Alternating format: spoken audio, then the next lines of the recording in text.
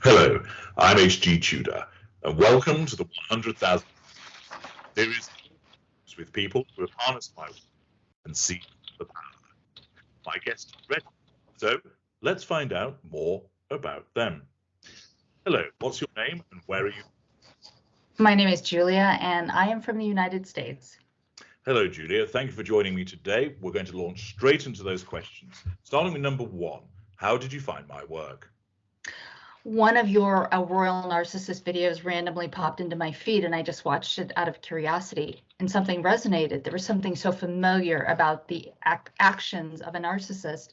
So I scrolled through all your videos and found the parental narcissist, and that was it. I was hooked. I was stunned. You nailed the relationship between my father and me in one video. Good to know. Number two, explain briefly the narcissist situation that brought you to my work. My father kept me in a state of confusion my entire life. I always said, he is like a black hole, and no matter what I do, I can't fill him up. Or I used to think of myself as a commodity that he could use as a bargaining chip, or in order to purchase goods and services. I never knew if I was coming in or going. I was gaslighted. It just destroyed my self-worth. I had sleepless nights. And then when I heard you say that to the narcissist, you are an appliance, that's what really caught me. Because that's what I've always felt like my whole life. I was an appliance. And unfortunately, I was placed in a position where I had to deal with him on a daily basis after not dealing with him for decades. So I contacted you. A parental narcissist situation. Understood. Yes. Number three. So how was that situation affecting you? I wasn't sleeping. I wasn't eating. Whenever I'm stressed, I don't eat. I hadn't had panic attacks since I was a teenager, and I began having panic attacks again. And I was crying all the time, and that's not me. I don't do that. So, I was and it was affecting my relationship between my husband and myself. So quite a substantial impact. Understood. Yes. Number four, which of my books have you read? Well, I've downloaded a bunch of your pamphlets from the Knowledge Vault, but I've also read Fuel and Pipelines. Excellent. And which of those books did you find the most useful, and why? Both of them were really useful. The information in the Knowledge Vault, first of all, was excellent, and that just helped me understand what my position was as a non-intimate secondary source. But in my case, there was a lot of crossover because my mother was the IPPS, and when she was non-functional due to depression, I became the non-intimate primary provider.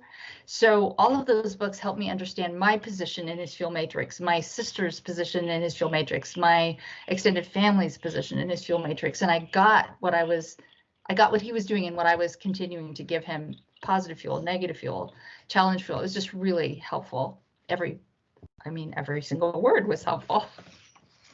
Okay.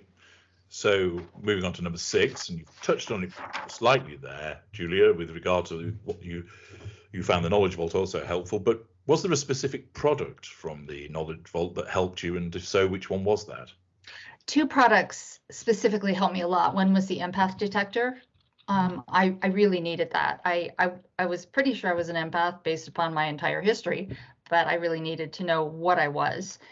And the other one was the narc detector because I needed to know what my father was.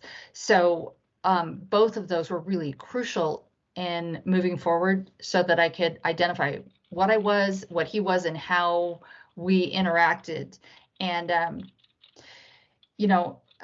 how being an empath affected pretty much all my adult relationships. So those brought certainty for you in terms of understanding yourself and understanding him. Yeah. Yes. Number seven, what made you organize an audio consultation with me? I was pretty desperate because after not interacting with my parents for decades, I was placed in a position where I had to interact with them on a daily basis and be their kind of like primary provider of everything. And my life was just falling apart. I had been happy. I have a good life, and I was right back to my childhood. So it was like I turned the clock back to being confused and never knowing which way was up. And as I said, I couldn't sleep, I couldn't eat, and every day was kind of one big panic attack. So I I arranged for an audio consultation. Number 8, how did you feel just before you spoke to me for the first time? Well, I was really nervous. I was shaking. My stomach was churning. I didn't know how much I should tell you about my situation because I'd kept silent all my life because my father is a pillar of society and he considers himself to be a good man. His community considers him to be a good man. So I was really accustomed to not being believed. And I didn't know if you would believe me because some of what I had to tell you was really pretty incredible, and you did. So I calmed down after that first session. I was really anxious. Well, it's good to know, but not unsurprising that you would feel that way to begin with. Question 9. So where are you now with regard to your narcissist situation? Well, I actually gained enough strength and confidence to literally move them back to where they had come from, to their previous home. And I began instituting a no contact regime, and that was not easy. It began as almost no contact, which was contacting them once a week, and then twice a month, and then once a month.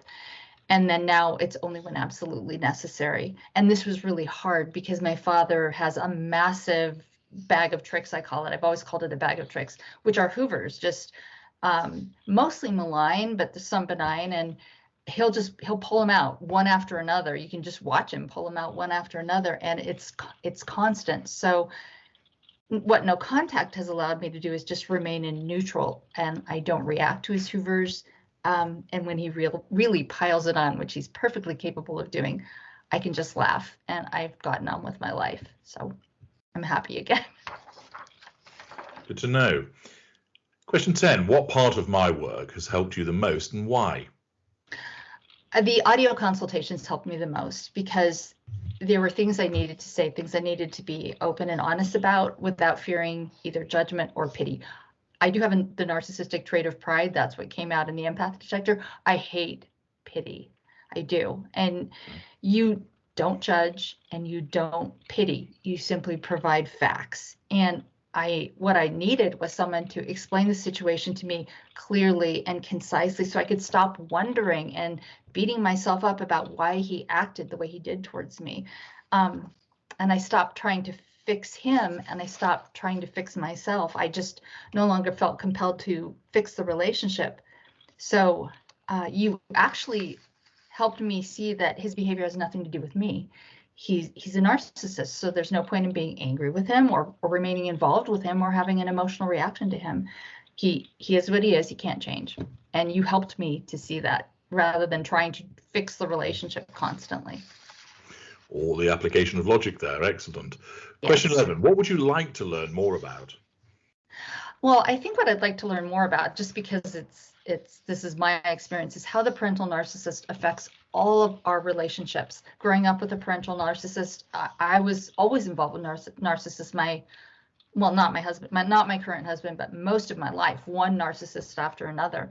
And I recognized something as being a problem, but I didn't know what it was. So you helped me identify the problem. Hmm.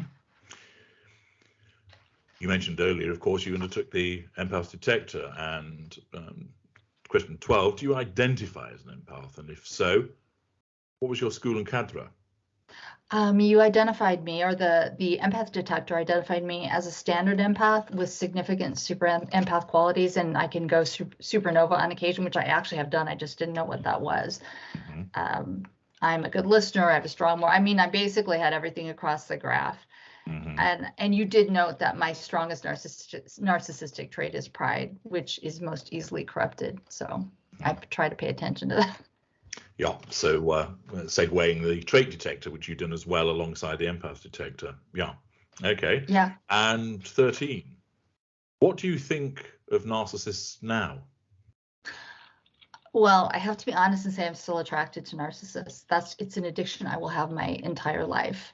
Some of the narcissists I have met and been involved with are just the most intelligent, creative, amazing people. But now that I understand my addiction and I know how to recognize my response, I can listen to my alarm bells and avoid entanglement, you've really helped me a lot with that. This is my addiction. I admit it. No problem. admitting it. 14. What's your favorite aspect of my work? Oh, I would say your sense of humor, your sense of the absurd. I love that. But my favorite aspect of your work is the wealth of information you provide free, gratis. You just put it out there. And you are a vast repository of knowledge and insight about narcissists, empaths, our behaviors, and our interactions. I think you are the sole provider of this kind of accurate and detailed information. There is no one out there like you. Thank you very much. And finally, question 15, Julia. What is your message to people listening? Seek help. Don't wait and think, oh, it'll get better. He's just having a bad day. She's just having a bad day. It's my fault. Talk to HG, read his books, listen to his videos, take the time to fill out the narc detector and the empath detector, because there is no one better equipped to help you deal with a narcissist. I spent years and thousands of dollars on therapists, and nothing ever changed because it was all about fixing the relationship. I can't fix this relationship. I didn't know what I was dealing with, and I just kept getting sucked back in. So after years and decades of dealing with this, HG, you helped me fix this in 5 months. And since the first time I consulted you, which I believe was last August or September, we're still in contact. But that's mostly just to help me stay the course. Mm-hmm. I mean, with your help, I managed to go to total no contact after a lifetime of gaslighting and manipulation.